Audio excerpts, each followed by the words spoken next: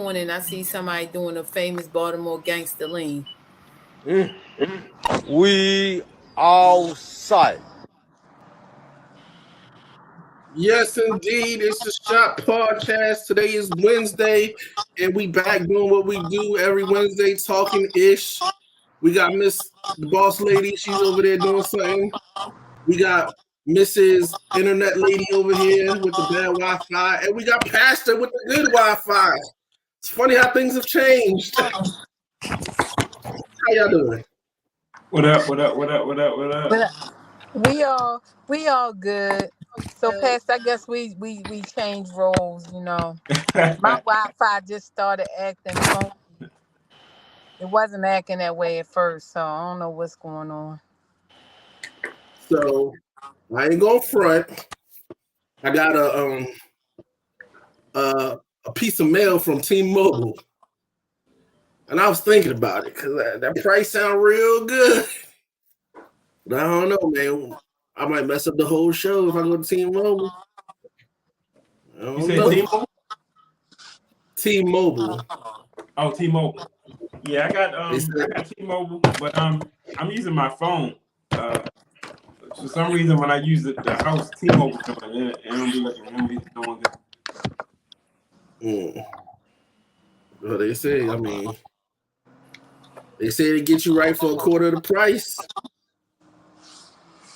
Yeah, I heard that they. Who you rocking with? What, T-Mobile? I don't like AT&T. Who is your Wi-Fi right now? Huh? Who's your Wi-Fi provider? Comcast.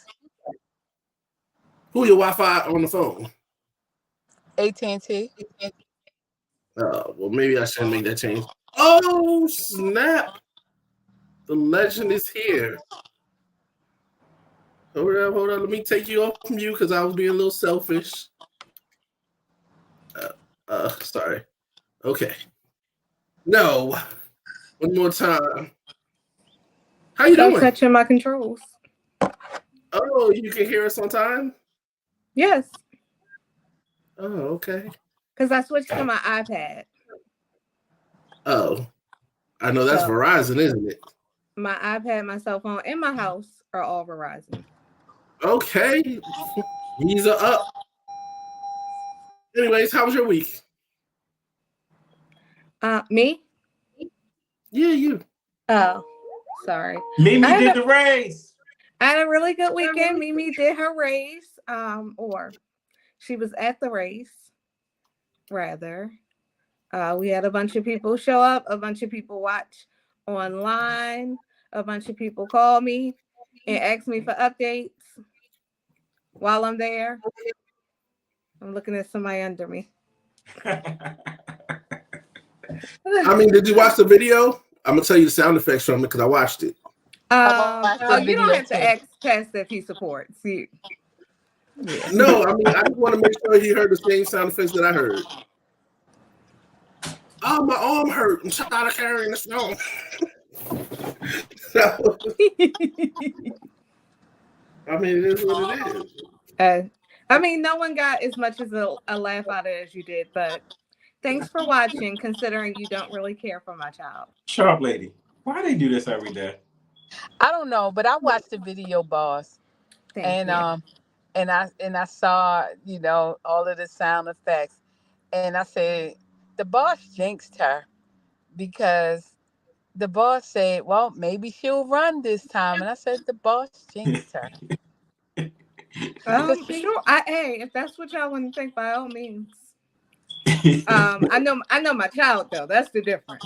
Okay, respectfully, that's respect. So I know what my child going to do and not do. She just had this look like, maybe not. And then it was like, nah, I'm not going to do it. She was like, I'm here just for y'all to sing me my praises, and that's it. Sharp Lady, how was your weekend? I actually was at a track meet too. So, Saturdays is always dedicated to track meets right now. So, as I was telling you all, Jayla had qualified for nationals, and so we were at that track meet, and um, everything was going well until one participant got injured. But other than that, and it seems like it never fails at every track meet. They always got to call EMS. Mm. Big Pastor, how was your weekend? My weekend was good. I had to work. I was bummed I had to work on Saturday because I had every intention of being at Mimi's race in person. I don't care if she's trying or she just stand there. I'm down. So I wish I could have been there. I'm gonna try to make the next one next time. But me and Shayna watched it on when she put the Facebook Live video up. Okay. Sunday was just another another good 2 services at church, and then I went to work. I want to give a praise report that one of my members had he had eye surgery, and it went well. He's in recovery right now, getting some rest. So that's a praise report. That's what's up. And then my big sister, she had to go in to get a procedure done for her back. She's in a lot of pain, and we're praying that she gains some stability in her back. So let's keep her in prayer. You know that we're gonna have to charge you for praise reports. It's kind of like when we did the TV dude. We gotta get paid for that. Tell them it's no charge at all. Jesus paid it all. Yes. Man. Anyways, anybody see anything interesting going on this week? I would say I turned on the news, and I guess Trump is having his trial. And some dude came out and lit himself on fire. Oh, in protest, and he died. He died. Oh wow. He died. They was talking about it on 92Q or on the news or on the radio that he passed. He succumbed from his injuries. That is crazy. Like, why would you give your life away just because somebody might quote unquote be the president or whatever he did? Like, you gave your life away for nothing. It's sad. But appreciate you. I definitely would not like to die being lit on fire or drowning. I'm definitely trying to go to sleep and not wake up. Have y'all ever thought, what ways would you be okay with dying? I think I would want mine quick and no suffering. I wouldn't want to suffer. I wouldn't want, as you say, I wouldn't want to do the fire thing. I definitely wouldn't want the drowning or anything where I'm feeling like I'm trying to suffer to survive. Yeah, but you gotta think, like, a motorcycle accident and your head gets cut off or something. I think that's fast, but that's too gruesome. Yeah.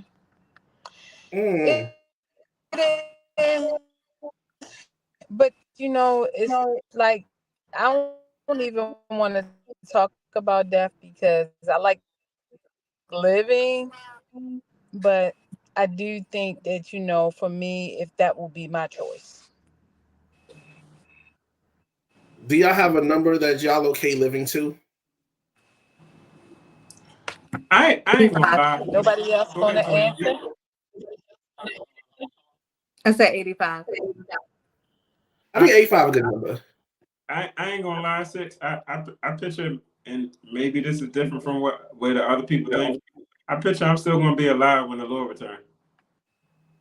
Woo, that's gonna be a whole movie. I don't know if I want to do all that. I don't know. In my mind, what do you think all that is? Oh, I think Revelations, like, for real. Like, I think it goes into, like, game mode. Like, things is burning up on fire, and like y'all said, I haven't put in my work, so I don't know if I want to do all that. But if y'all have a better picture and vision of what happens, please school me. I think you was on the right track. You said Revelation or whatever like that. Revelation is my brother. That's a good book to read. You know, they have movies. Second. I said and understand it. And understand it. It's there's some movies that talk about the end times or whatever like that and what it's gonna be like. But to be honest, it's you know, it's all based on the book of Revelation. Yeah. Yeah. I would also, I mean, you can correct me if I'm wrong on this one. I assume, I could be wrong. When the rapture happens, we just go up, right? It's not all that he's worried about isn't what we would be a part of. Yeah. So we wouldn't be that yeah, we're raptured. Yeah, so I think that there's a lesson that probably needs to take place off the show to further understand what you meant by you want to be here when he comes back. Because I think y'all saying two different things. Well, I dig what you're saying, and I want to be clear what I said. It's not necessarily saying I want to be here or whatever. What I'm saying is, I feel like I am going to be here when it comes back. I picture myself. I don't know if I'm saying that right. Not picture myself, but I feel like I'll still be here. I won't be gone to glory before he returns. If that makes sense. So you're saying it might happen before 85 years? I mean, well, I guess 40 years for us now.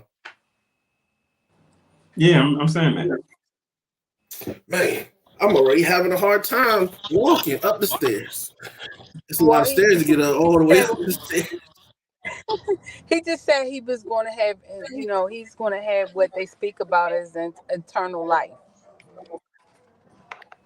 So. Okay. All right. So I do have a quick video that I want to play, and I want to get y'all what y'all think about it. So I'm not going to say recently because this lady has been going on these rants for a while now. Does anybody keep up with Jaguar Wright? Do y'all know who she is? Who's that? So, from what I know about her, is she was on Jay-Z's Unplugged album, and she's like a soulful singer per se, but I feel like maybe the industry didn't do her as well as she probably should be up to her potential, but that possibly because maybe she didn't play the games. So she did oh, man, it's one of those real. I want to say she did Song Cry on Unplugged, and she killed it. But anyways, so basically, I don't keep up with her, but I hear her. So basically, what she be saying is like she said a while ago. She said a while ago like she predicted like Diddy would go down. And she's saying like this person was evil. I listened to one of her videos and she said that quite often in the industry is they'll send other people like rappers and stuff to sleep with women who are in the industry and get videos of them. She said, well, she tells a lot of people's business, but she didn't tell her full business. But she did say, yeah, she is kind of like Jill Scott-ish. But she stated, like, she said, well, she's from Philly. She said that when she was on, a rapper slept with her and videotaped her. And at the end, he felt bad, so he gave her the video. But she said the label sent him to do that to break her down. And I mean, she just coming up with all types of different things. And I mean, I don't know if I believe her, but then again, she says she has a lot of information. She's obviously an insider.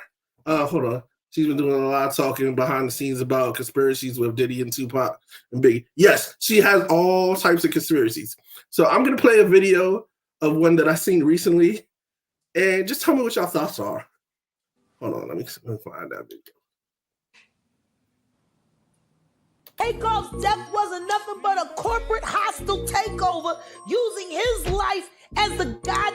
Oh my God. That boy died so they could cash in a insurance policy and to cover up the fact that Roc Nation was ripping Megan away from 300. I guess nobody's paying attention to the fact that complete control of Megan Thee Stallion's career was taken over right after Takeoff died, and the Prince family were forced to leverage and let her go, even though they did not want to. That interesting. And I'm not saying allegedly. I'm saying, Sean Carter, you're a piece of shit.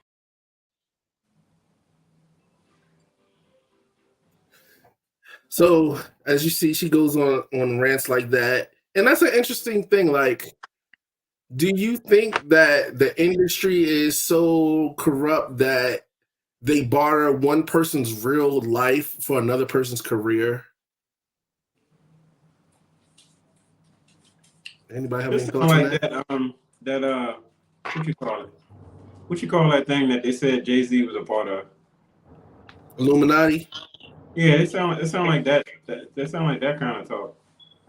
Do you believe it could be true? I don't believe in Illuminati, so I mean, I can't really comment on it because it ain't my thing. I've heard of it. It sounds like that's that kind of talk that I've seen on Instagram or Facebook or whatever.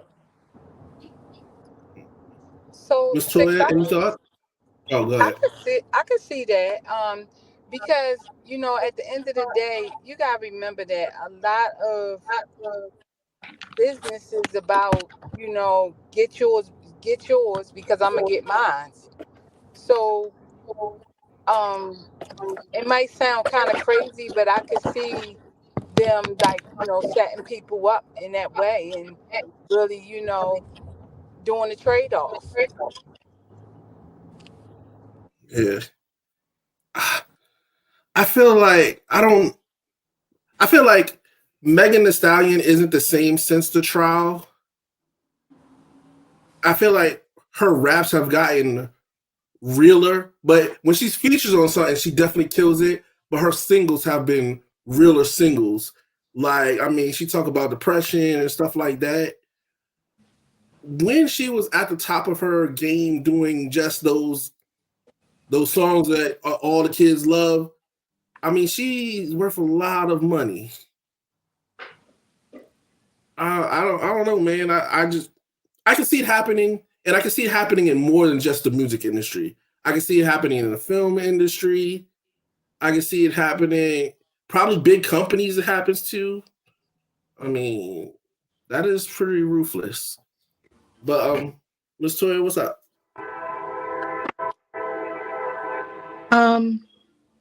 Is somebody playing music? No, I think that was like a train. Oh. I really don't know. I do think that, so I don't know about the whole Illuminati thing, but I do believe that like people work harder, put in more for who they want to win. So I just think that it's a normal thing in the industry. Now, I'm not saying take advantage of people, make somebody sleep with anybody or any of that. I think it is normal. I just think that when we do it, it's got people's success has to be based off of something. So somebody had to be sacrificed in order for this person to be successful. I don't know about that. I just think that the people in charge sometimes, like, they have the power to, in my company of, I'm gonna say like 30,000 people. If the executive leadership team wants somebody to be successful, that might not be as qualified as the next person, but this the person they like, they gonna work on that person's career. They're gonna lend the help that person needs. Whereas somebody else who might be just as qualified or even more qualified, they're not putting that effort into it. And what happens is we see it when we do. I'm a fan of nepotism. I'm not gonna lie. I'm gonna put my people on and put them in place. That is what the rest of them do. We don't know how to do that though. So instead of us being like, okay, supporting, pushing, it's gotta be they only successful because that person put them on. If that's how they got their success, that's how they got it. Like if I have a studio and my child wants to be a rapper, I was gonna go with a movie studio, but if I have a studio to make music and my child wants to be a rapper, I'm gonna put everything behind them. If my friend you can go ahead and I say you can go ahead and add Jaden Smith to that. If my friend want to be put on, I'm gonna put my friend on. We don't, but we got struggle mentality. So everything got to be a struggle. Somebody can't just be successful. Somebody can't, even when it is just like we talk about Vanderpump Rules. And the one girl is now hugely successful because she got cheated on. I don't think it was a machine behind it, but it was just she played her part and it took off and everybody wanted to buy into her story. Risa Tisa, I don't think it was a machine behind it, but she was like, oh, I got this story to tell. Let me waste 13 hours of somebody's day and look how it worked out. It's boom. Now she signed to these top agencies. Everything don't got to be selling your soul. Everybody don't have to be a sacrifice for somebody else to I think somebody put it in the comments, was like they said the same thing about Aaliyah was a sacrifice for Beyonce. I think Beyonce would still be Beyonce if Aaliyah was alive. Well, that's what the girl said too. That girl, she said, and she was ruthless with it. And mind you, hold up, these are all allegedly. Let's take care of the business part first. She ain't saying allegedly. Well, I'm saying allegedly. You are allowed to say she said. Okay, well, whatever it takes to get what that alleged mean also, because y'all. But she said that she said that Jay-Z, well, allegedly, this is me paraphrasing. What I got from it, she said and tell a story that Aaliyah wanted to break up with Jay-Z. Jay-Z, what'd you say? Jay-Z basically put Aaliyah on that broken plane on purpose, just so his new boo Beyonce can take off. That's what I got from that story. It's entertaining. But I mean, she's been very, very vocal. And if what she's saying is true, it's very dangerous for her. So Aaliyah was dating Dame and Jay. I mean, I thought Aaliyah was dating Jay. I don't know. No, it might have been Dame and Jay was when she died. She was definitely with Dame. Maybe they sacrificed her so Beyonce can be, but I don't know. If you, so are we saying that Beyonce wasn't popular in 2001 or 2002? No, I think they were head up. I think that's when Romeo Die came out, and it was both on the soundtrack.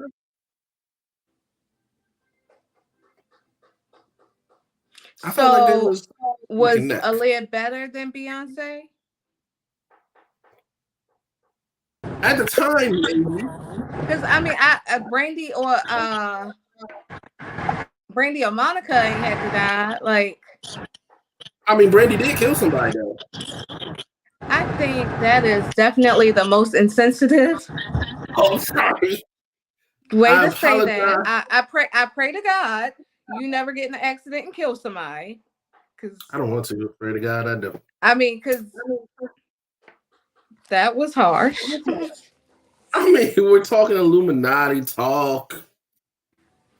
Well, that's all I have for now. But to answer your question, they did, like, there is the rumor that's saying that if Aaliyah had lived, that she would be more, I guess you could say, famous than Beyonce. So I mean, I I think guess that will that only was. be. Go ahead. I'm sorry. No, I think that's what people felt at that time. I think that only works if the person is actually bigger than the person when they die. To say somebody that's like, if so, because from what I gather, Six was saying they were on the same level at that time. I think to say somebody will be more successful than the other if they lived is a very big assumption if that wasn't already the case. Well, I think Ish. that she could have probably been pushed forward real quickly without, you know, without a lot of hesitation, because at that time, her a lot of her songs were very popular, and I can honestly tell you that I don't remember any of Beyonce's songs from that time, but I remember It Aaliyah's. was more Destiny Child. Well, I And still don't I think that's remember Destiny Child either. dang.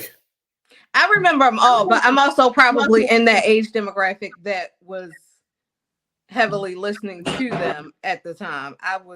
Aaliyah died, I think I was 17.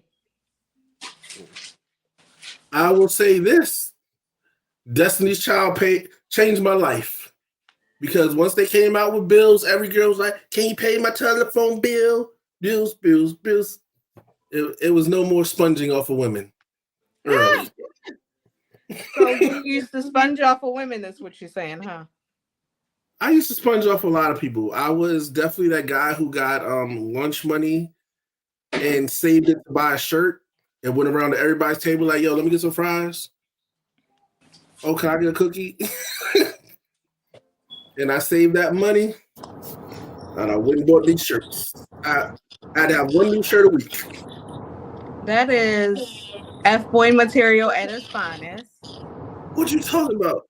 So, what do you mean? What am I talking about? That is not F-boy material.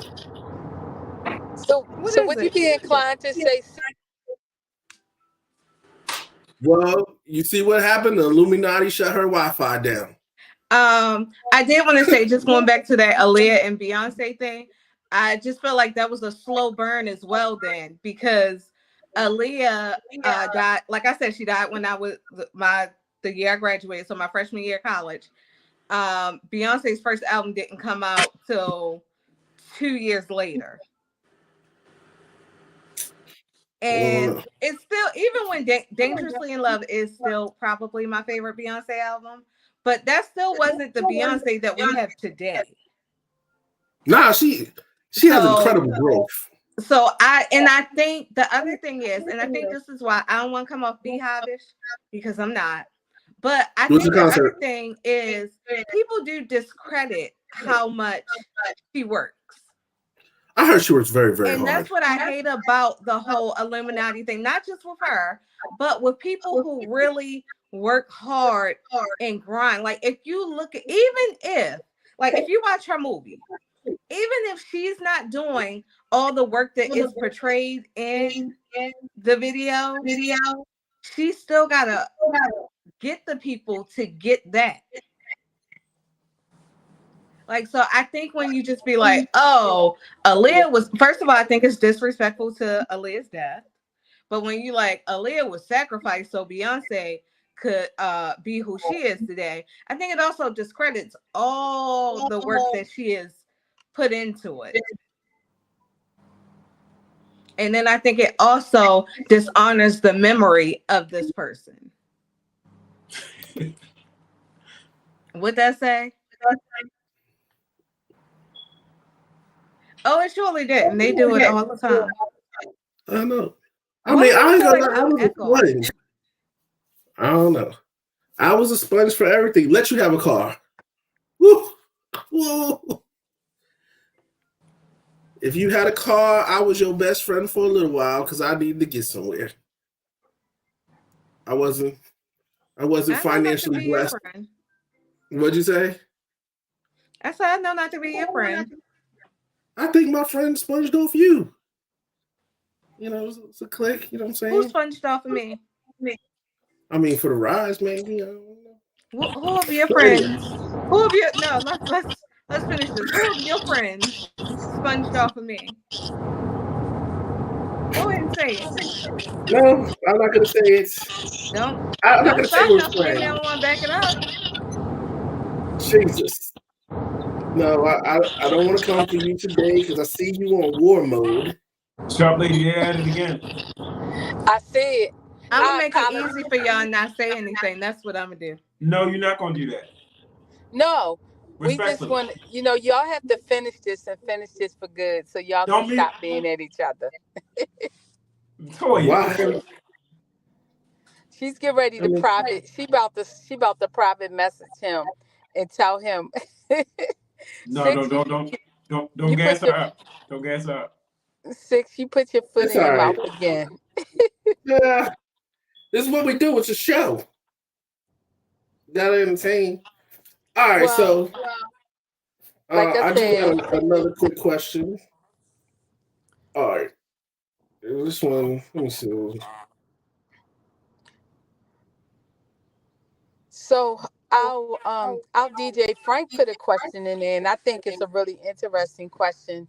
I don't know if you all had a chance to see it, but basically he put a question in from a viewer about being pregnant, and her boyfriend asked her to move in with her to start a solid foundation for their baby. However, she Also, has, he proposed. He huh? proposed too. He Yeah, proposed to marry he her too. proposed, right? He proposed to marry her, but he wants her to get rid of her dog, and she's not inclined to get rid of her dog because she considers her dog to be more than just a dog. She's considered it as family. I presented this question to somebody earlier, and it was a lady, and the lady said that you gotta be careful about giving away stuff when you get into a relationship because you may give away your whole self or whatever. So that could be the start of this. Today it's your dog, then it's something else, then it's something else, then it's something else. That was one of the responses. That I makes believe that's sense. true. Yeah, that makes sense.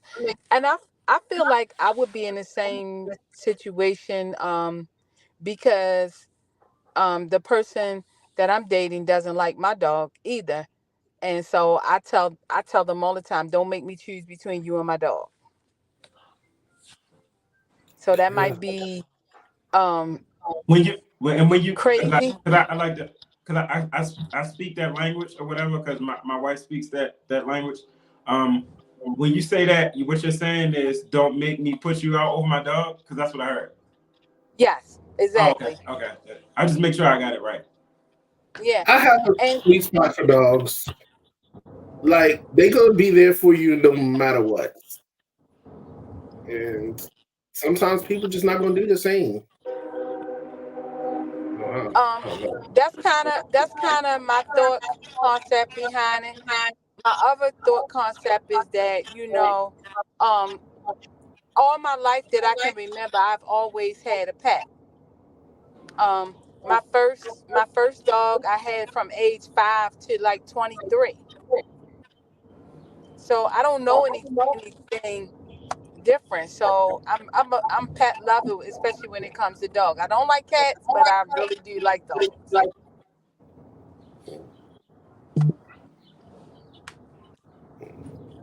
Yes, ma'am.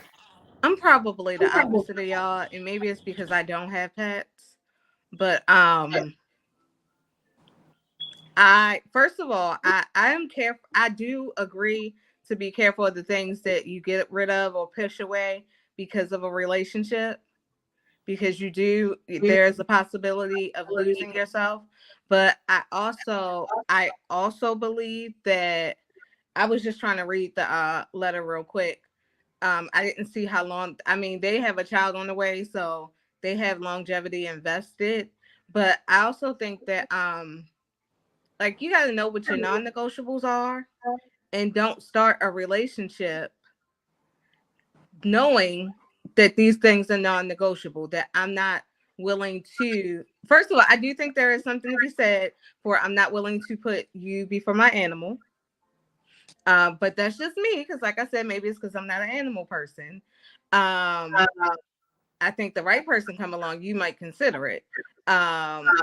In any just the relationship I'm in, I'm probably not gonna. My plant might come before you, to be honest. I've been with my plant for over 2 years now. But I do think that there is, I wouldn't, like I said, I don't like animals. My daughter don't like animals. So if your dog has to live with you, then we're not going to be the couple. But that's also, I would consider that before I keep digging myself deeper into a relationship. Because now he the bad person because he don't want to live with your dog, but you knew this man ain't like dogs. And in particular, didn't like that dog. Right. So sometimes I don't think we take I think it's easy to point the finger and we don't take accountability of situations we put ourselves in. So that's my thoughts. I would agree with that, but I would swing it back to Pastor. What the comment that, or the response that Pastor got is that, sometimes people come into relationships looking to see just how much they can control. So is this a test to see whether or not that controlling edge is there or not? Well, what she said is, that's once we get there. What Toya is saying is there was an opportunity to nip that in the butt before you got there or whatever like that. So I get what you're saying, and I also get what you're saying. It's like the quote that goes around. I've seen on Instagram, I've seen on Facebook that says that talks about the people that create their own storms and then get mad when it starts raining. Exactly. And I think that's where we miss. Like I could probably point out everything that my exes did wrong, why our relationships ended. But then you ever sit back and be like, what did I contribute to that? For at least two of them, I can say, I probably shouldn't have dated that person. Like, I knew there wasn't red flags. There were just like, it was everything to say, this is not what I want, but I'm still going to try and proceed. That makes it my fault. Like, there is a level for me to a burden that I have there as well. Because, prime example, I dated this guy who, from the very first moment, said, I just got out of a relationship. I don't want a relationship. I'm letting you know now, all I want and all I have to give is sex. I said, you know what? Cool, that's fine. I just got a relationship. I don't want one. Then I was mad when he was like, we're not in the relationship. And I'm like, but we're doing this and we're doing this together. And he was like, but I told you from the beginning, I didn't want a relationship.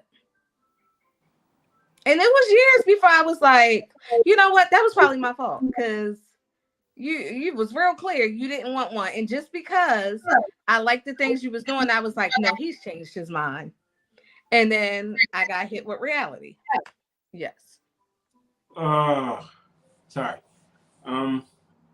Disagree a little bit.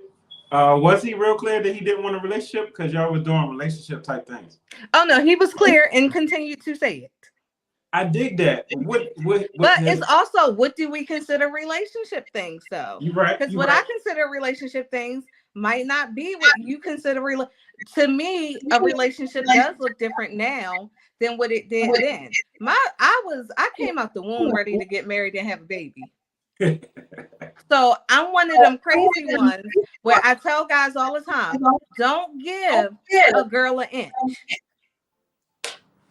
Because if she turned out to be crazy, that inch you give her is going to be a couple miles. And she's going to be out there telling people y'all together. And you like, I ain't seen this girl in 2 months. But you responded to a text message and you said, hey, boo, she think you back on track. And that was the thing. Anything that you gave me, now granted, there were some things I was like, bro, clearly you have been acting on relationship mode. But like I said, there is still a responsibility that I have to protect myself. And not opening up just because. So going back to like the pregnant girl with the dog thing. Well, did you want a full-blown relationship with this man who don't like your dog? First of all, I'm just not gonna like you. Even though I'm not a pet person, if you come in talking about you don't like my dog, I'm gonna feel like this is God telling me you ain't the one. But you continue. What happens is we continue with things thinking that the other person is going to change. Mm-hmm. And we do it from both sides. So from the guy's perspective, he's like, we are pregnant. I want to marry her. I want to do this. She'll change her mind about the dog. And from her perspective, she's like, he done got me pregnant. He done asked me to marry him. He know how much I love my dog. So he gonna change his mind. We're not communicating and we thinking what the other person gonna do, and that ain't what they fitting to do. So my thing is, y'all both wrong, and y'all gonna end up miserable because now you pregnant, and now you're not gonna get married because you ain't fitting to choose this man over your dog. And I get y'all whole thing about, a dog gonna always be there for you, but when your bills due, all that dog gonna do is cuddle you and be another bill. When you gotta go to the hospital, all that dog gonna do is lay at the front door until you get home. There's a lot of people in a relationship like that, though. And if you in that type of relationship, my advice to you is to get out of it. Like we keep saying the thing, like we put ourselves in those miserable states. If you in a marriage where your spouse ain't been, now, if you feel like the man ain't gonna be, I give up my dog and you gonna treat me like trash, of course that's dumb. That's not the sacrifice you need to. Don't even write that question into somebody. But if you feel like this is the love of my life, as she quoted in the thing, this is my person, then I would think long and hard before being like, because I don't want to lose myself. There is compromise in marriage, and if you don't believe it is, marriage ain't the thing for you. Now, I know people think they dogs are their babies, so it might not be something you're getting rid of, because I'm not getting rid of my child for no man. But I also found the man who loved me and my child, and understand the child has to live where we live. I didn't find somebody who was, because I knew there was a level of acceptance I needed for my child. I didn't need somebody who was just going to marry me and be stepdad. I knew in order for me to connect with somebody, you were going to have to love my child like that child came from you, and you've been here since day one.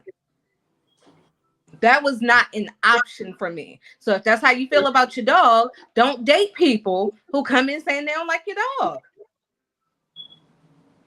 Have you ever given somebody ultimatum? Don't put yourself in that predicament to have to choose one of the. I'm just saying, sometimes we can avoid our own hurt. I digress. Have you ever gave somebody an ultimatum before? If I have, it didn't work. I think in my dating career, I've gotten a lot of ultimatums, and somehow I was able to slip and slide my way through them.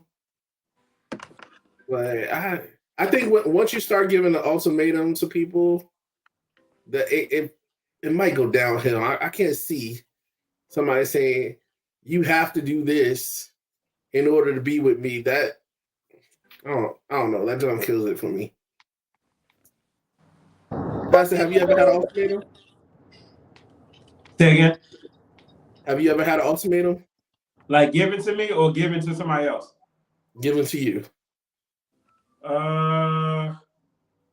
No.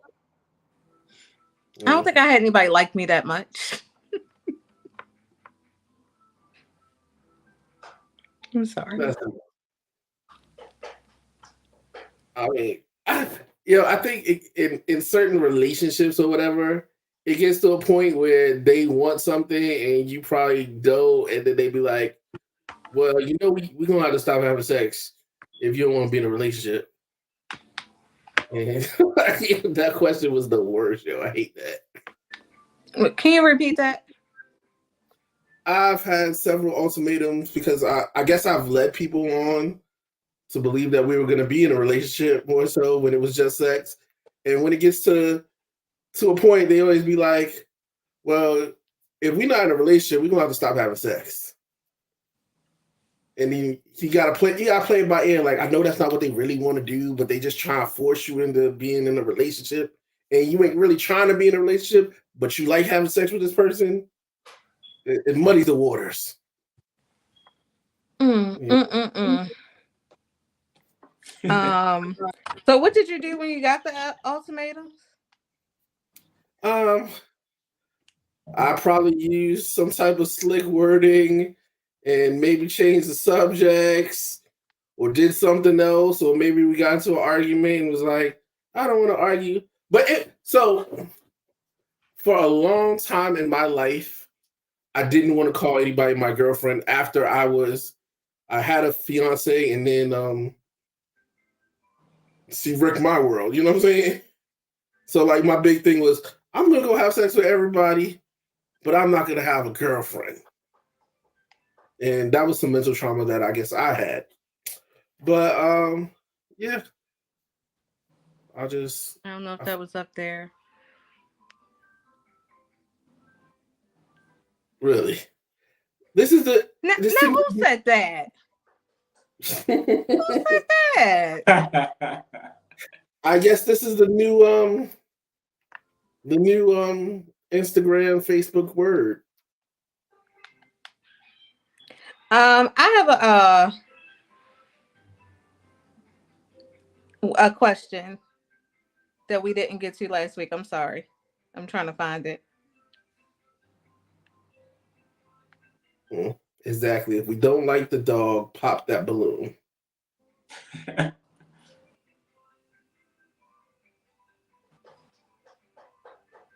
Y'all can talk amongst yourselves. Oh, okay. So I got a question. So there was a question posted. Back on your conversation, though, I gave an ultimatum before. Oh, what was it? It's definitely with the church. I already know. Actually, it's not. Actually, it's not with the church. I said. What did you say? I said. Weed is a deal breaker for me. So you're gonna stop? You gonna have to stop smoking weed, or we can't be together? I've said that. I've said that. The way you're saying that, as if you took the L on that.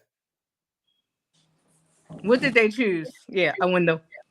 Because the way he's saying it, like it's not the ultimatum is no longer relevant because it's not for recreational use. Okay, I'm gonna leave it alone. I want to know back then when it was illegal and you gave the ultimatum, did that person say deuces? No, it wasn't a deuces nice. kind of situation. No, it wasn't a deuces thing. Y'all was in love. And wait a minute. Yeah, can I just say this? I'd been like, nah, all right, bye. Can I just say this? I already don't have a liking to drugs or whatever like that because I'm not into that, and I say no to drugs, whatever the case may be. But also I buried my older brother last year after he had a blunt that was laced with fentanyl. So I really can't describe how I'm against drugs. Yeah. I understand. I really want to ask more questions and get deeper, but I'm gonna do like the pastor tells me. I'm just gonna let him save himself. Can I ask my question? Go ahead. I had the video up last week, but I forgot to pull it up this week. But so it's a video of a girl going off on women, and she's like, "Why is it that this is my reenactment? Sorry. Why is it that you will let your boss tell you what to do, but your man can't?" So if your boss comes to you and says you need to do better, you'll do better. But if you go home and your man says you need to do better, you'll say you're not the boss of me. Why is your boss more important than your man? Because your boss will fire you anytime he wants to. Insane. Until he fires you, he's the one that's giving you the bag. So my first question is to the guys. If your boss comes to you and says, I need you to do better on something, what is your response?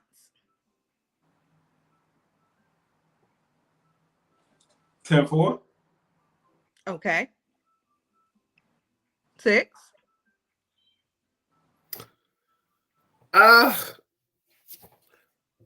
I would tell him whatever I need to, but in that situation, in my head, I'm like, I'm gone. I'm out of here. I'm gonna find me a new freaking job. I feel disrespected. My feelings is hurt, but I don't want to say that. But yes. Okay. But you're going until you find another job, you're gonna do what he asked you, right? Yeah. Because I think I've seen this video or this narrative several times, and it's presented as if only women are going to. Now, first of all, you feel disrespected because nobody should come up to you and be like, I need you to do better. I feel like I always try to do good. So when you go home, you also don't want somebody coming to your face saying, I need you to do better.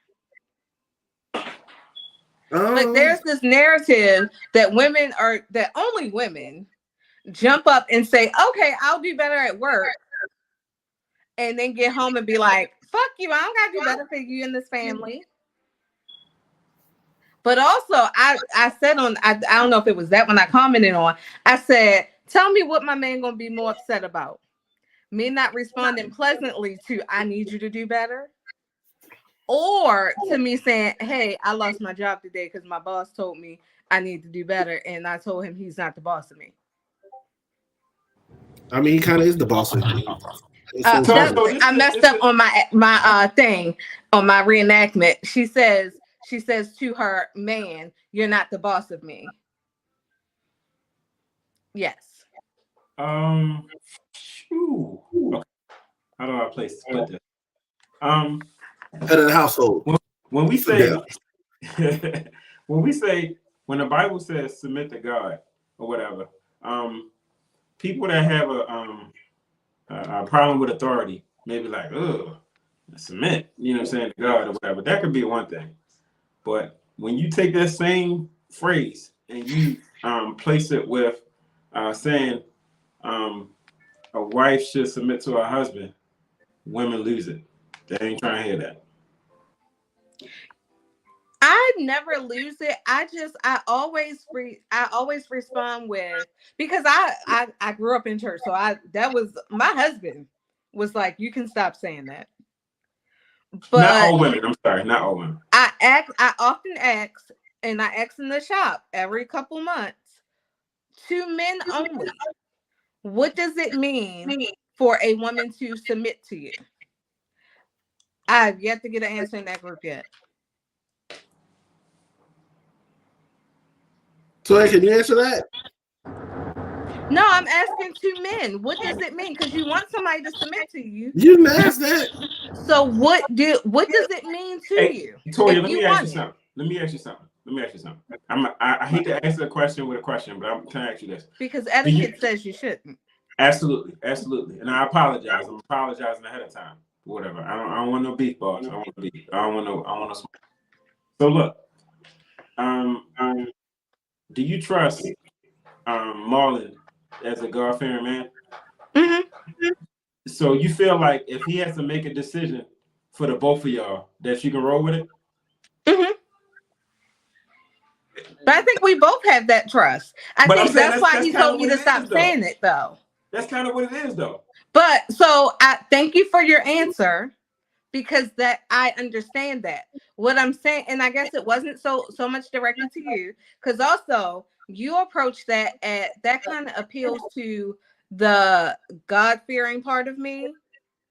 And I can relate on a church level, but a lot of people, their marriage is not about God. So they're not going to have the same answer. And my trust in my husband extends beyond I trust that God sent me the right person. It is that I trust Marlon to make a smart decision. I also I trust Marlon not to just be out here making willy-nilly decisions without discussing it with me. If you have the opportunity. My thing is, when I ask most people, I'm still waiting. 6 ain't favorite answer yet. Because my issue is most guys are like, they want a woman that's submissive, but what do you, because also submissive can be different to different people. You know what else I had added to the submissive conversation or whatever, and people might disagree or whatever like that. It's like staying in lanes or whatever. I know my lane. Shayna knows her lane. I know my strengths. I know my weaknesses. She know her strengths. She know her weaknesses. I ain't gonna be able to do the girl's hair or whatever like that. That ain't my lane. I let Shayna handle that. And then after, you know, with her hands, she had an issue with the hands, you know, doing that. She started getting her hair professionally done. That's still her lane. I let her do that. But when the sink need to be fixed, I fix the sink or whatever like that. When the trash need to be taken out, I take the trash out. When the lawn needs to be mowed, I mow the lawn or whatever like that. There are certain things in my lane that I feel like that are in my lane. And part of being, to me, this is my opinion, part of being submissive is being in my lane, if that makes sense. Well, since I feel like she keeps asking for my opinion, being submissive or whatever, I would rather have a partner who we can work shit out together with. And at the end, if we had a stalemate and I make the call, just trust that I make the call for the betterment of the family. Not the betterment of myself, but the betterment of the family. So when we say the word submissive and all that, I don't really care. And like you said, we yin, it's a yin and a yang. And all together we make a full circle. So if you have your lane and I can trust you to do what you need to do in your lane, and you trust me to do what I need to do in my lane, then I'm cool. Like, I think it's more so the word submissive. It feels like submissive feels like slave or like you're doing something bad. I don't feel like it's that. I'd rather talk both of them most of the stuff out, and if we are at a full stalemate, let me make the decision. Because at the end of the day, if it did fall down, I'd be the first one to say I fucked up. It was me. Yes, ma'am. My only thing that wouldn't work for me is, and I'm not saying that doesn't work for your household. I don't think that if we're at a stalemate, I just need to surrender to my husband's opinion because he's my husband. Because saying, damn, I fucked up might not save my house. Like, so I don't, and again, like I said, this is just us. Like, we're gonna be, if we're gonna be at a stalemate, we're gonna figure it out. It's not gonna be a just go ahead, because if I just go ahead and trust your decision, there was no point in having my opinion. But no. I think because at the end of the day, when shit goes down, it's not I'm waiting for Marlon to fix it. It's not he's waiting for me to fix it. We figure it out together. But what I'm saying is, being at the head of the household, trust and believe, I'm gonna hear your part, and you may bring something to my forefront that I didn't think of, and I equate what you said in there, what I said in there, and come up with the best answer that fits. I'm not saying that if I say we going left and you say we go right, and I'll be like, fuck it, we going left. I mean, I feel like that is what you just essentially said, though. Well, that's not what I meant to say. I'm definitely, you said, just if we're at a stalemate, just trust my decision. Yeah, but my decision can be made on the fly after hearing what you heard. I like to take in everybody's answer and analyze it and figure out what the best solution is. And that's with anything. But anyways. So Kathy, what was your... So For me, I feel like when you when you in them situations with people, um, for me, I'm the person I think that I compromise first. Um, and I'll look for the compromise in the situation. And if I can look for the compromise, then I'm gonna take that way out. Um, but kind of going back to a little bit what Pastor said, I'm the person that gives the ultimatum and like test the water. But then in the same way, even though I gave the ultimatum, if the person don't seem like they moving on my ultimatum and it look like things get ready to get rocky, then I'm the person that be like, oh, okay, well we can compromise on this, which is kind of, I would say, the coward like back out type of move. But I can't stick to my ultimatum that I put out there, if that makes sense to you all.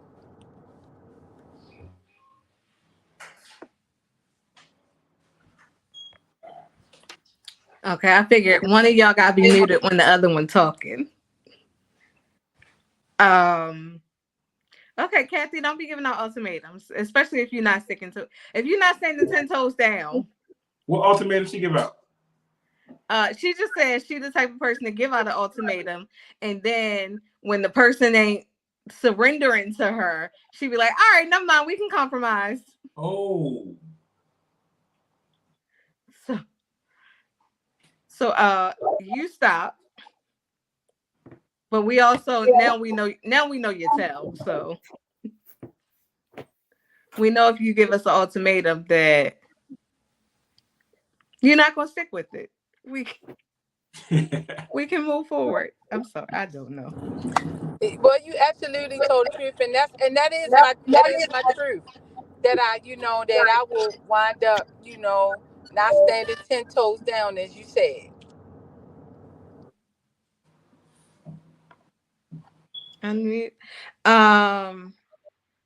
Okay, we had this question in the group, but I don't think we talked about it on the show.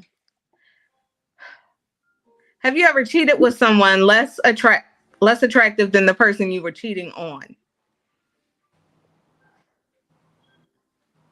Everyone don't jump to answer. 6, let's start with you. Why you gonna start with me for? I want to hear everybody else's answer. No, let's start with you. Why? I have. Make us feel comfortable with it. I have. And I did answer that question in the group, and I did read everybody else's answers, and I feel like what they've said was totally true. You'll be amazed how much personality can make somebody attractive. You know what I'm saying? So like you might have somebody who looks like a IG model, but if they ain't got no substance, and there might be somebody who don't look that attractive, but when y'all have conversation, magic happens. I mean, I've had moments like that. So with that being said, I do feel like just because one girl is more attractive than the other doesn't mean that she's automatically the better fit for you. And when you're young, you don't think about those things, but when you get older, a personality is everything. Not everything, well, a lot of things.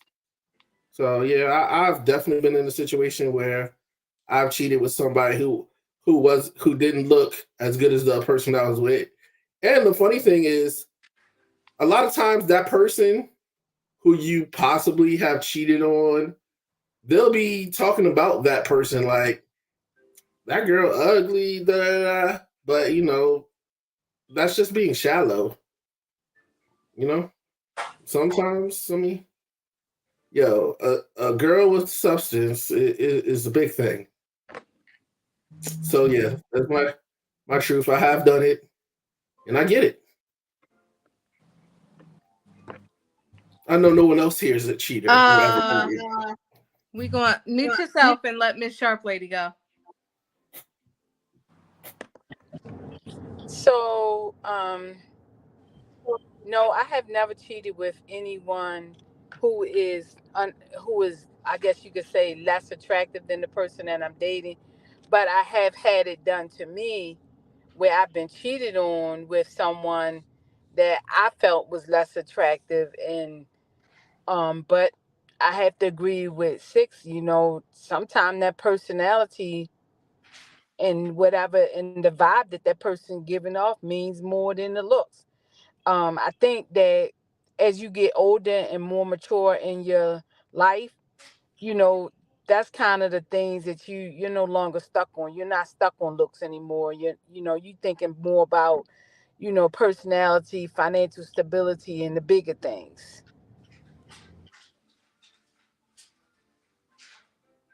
Pastor Drew.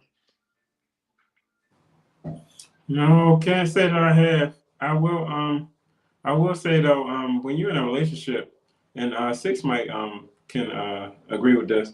It's like when you get you get looks and you get women interested in you um more when you're in a relationship than when you're single or whatever like that. So I've had that experience, and the grass do be looking greener on the other side. But how that thing go at the beginning, the intro or whatever like that? I got everything I need in the house. I don't need. Bruh, that ain't the only person you've been with in your life, is it? No.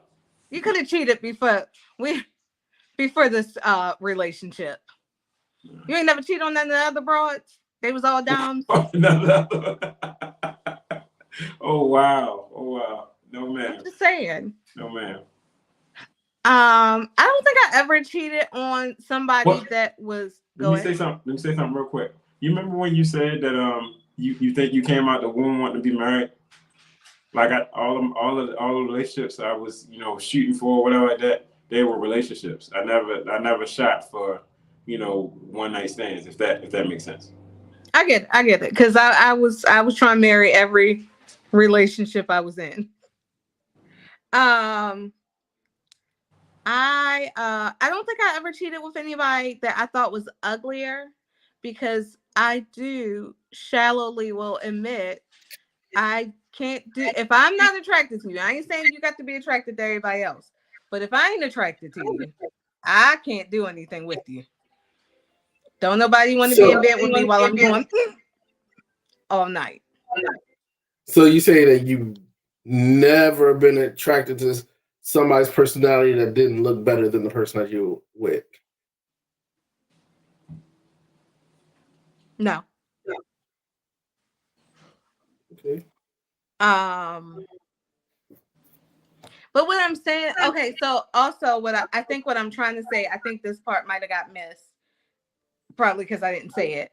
I don't feel like I entertain people I'm not attracted to. So you may not look alike. I'm not even saying that this person is the bar, but I can be attracted to this person and find this person attractive.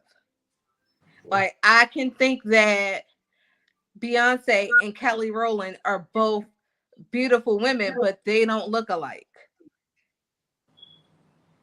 So that's what I kind of mean. Like, so to me, if you're attracted to me, then I find you attractive.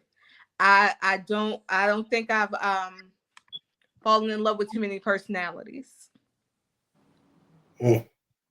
Especially in a cheating capacity. I'm not saying that I haven't met people and I was like, oh, okay, I like this person in spite of some things that I did. But what I'm saying is, in the instances where I have cheated, it wasn't like I looked at the person and was like, you ugly, but you're a sweetheart. I think it's probably more of a man thing. I mean, even in watching those videos, you'd be like, she ain't got much in her face, but she definitely. But anyways, on another side of things. So, Pastor, I'm gonna give you 10 minutes. There's two things that I want to hear from you. Can you tell us the story of how you and Shayna met? And then go into your prayer. I got stuff to do. I ain't gonna front. But I was interested in that story. So look, my first job was Pizza Hut up on Lock Raven Joppa Road.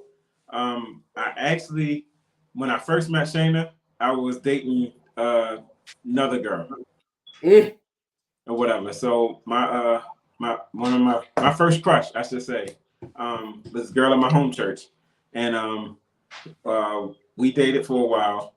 I feel like I may have been more into her than she was into me or whatever. So when we stopped dating, while we still dating, Shayna started working at Pizza Hut. And then I ended up leaving Pizza Hut, but I was still talking to Shayna. And then we stayed friends for years and years. And then I had went to Georgia on military duty. And I was sending her messages back and forth while I was out there. And he said, hey, we were like, let's meet up when you get back from Georgia from military duty. We went to a cookout. I went to a cookout at her cousin's house. And then that's, we decided to go on a date. And we went to see Iron Man and, stuff. And like, it wasn't like I had a lot of money or anything like that, but she was really impressed by my genuineness or whatever. I went to the Dollar Tree and got her something like a little gift or something like that. So she can hold on to while she went to the movies. I took my jacket and I put it over a puddle, stuff like that or whatever. You really did that? I really did that. Y'all couldn't just walk around? It's a big ass puddle. I thought that was just TV, but okay. They're not just TV. The last thing that was funny or whatever like that, she'll tell you or whatever. When I used to call her parents' house and her dad would answer the phone, I would say, praise the Lord, can I speak to Shayna? My dad would have loved you. Yeah, so that's how we started our relationship. That's how we met. And then I proposed to her at Pizza Hut because that's what we Oh, now that's sweet. Yeah, my dad would have loved you. My mother would have called you corny. But hello, praise the Lord. What? You'd have been right up there, and we'd all have been like, "Nah, bro, that ain't the one." That's good enough. 6. That's what you was looking for. Yeah, I didn't know the story. Well, go ahead and pray us out of here. I had when I went to Pizza Hut, I had a brand new suit. I put on, and then the ring, the engagement ring, was in the dessert box at Pizza Hut, and she opened the dessert box or whatever. I got on one knee. I had asked her father first, of course, and this is a line that I'm gonna use when my daughters get that age. Her father looked me in the face and said, "When it comes to my 2 daughters, I've lived a full life." Mm-hmm. So he would kill you for them. Those are facts. Those are facts. Those are facts. And any dad should feel that way. Can I tell y'all a quick story? One night I dreamed a dream. As I was walking along the beach with my Lord, across the dark sky flashed scenes from my life. For each scene, I noticed 2 sets of footprints in the sand. One belonging to me and one belonging to my Lord. After the last scene of my life flashed before me, I looked back at the footprints in the sand. I noticed that at many times along the path of my life, especially at the very lowest and saddest times, there was only one set of footprints. This really troubled me, so I asked the Lord about it. Lord, you said once I decided to follow you, you'd walk with me all the way. But I noticed during the saddest times and most troublous times in my life, there was only one set of footprints. I don't understand why. Why, when I needed you the most, you would leave me. He whispered, my precious child, I love you and I will never leave you. Never, ever, during your trials and testings. When you saw only one set of footprints, it was then I carried you. My message from this past week was called The Lord is Our Shepherd. So the Good Shepherd wants to give us life, and the God of this age wants to take it away from us. He wants to lie and deceive us. What does it profit a man to gain the whole world and lose his soul? But God is not a man that God should lie, nor the son of man that God should repent. The Good Shepherd loves and leads, and the sheep follow. I was thinking about how when we're young and our parents give us something, when they have us do something, but we don't understand it. But then when we're older, we understand some things that we didn't understand when we were younger. I'm so glad when I look at my resume and I look at my background that I had parents that said I had to be in the house when the street light came on.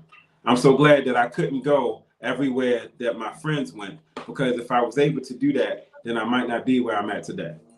When we all grown up, some of us realized that our parents were leading us right, even though it wasn't to our liking. Maybe they said because I said so. May have not been what we wanted to hear, but it really meant I love you and I know what's best for you. When I look at my resume, I'm glad that they did that.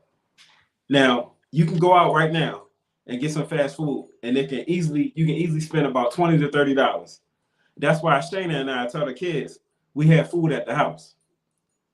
And the light bulb goes off. Oh, that's why my parents asked us if we had McDonald's money. The truth is, we need to be told the truth and not what we want to hear. The Lord is that kind of shepherd, and the Lord is not a man that he should lie. The Lord chastises whom he loves. My story at the beginning is called Footprints in the Sand. One day we will all see the Lord as our shepherd and only wants the best for us.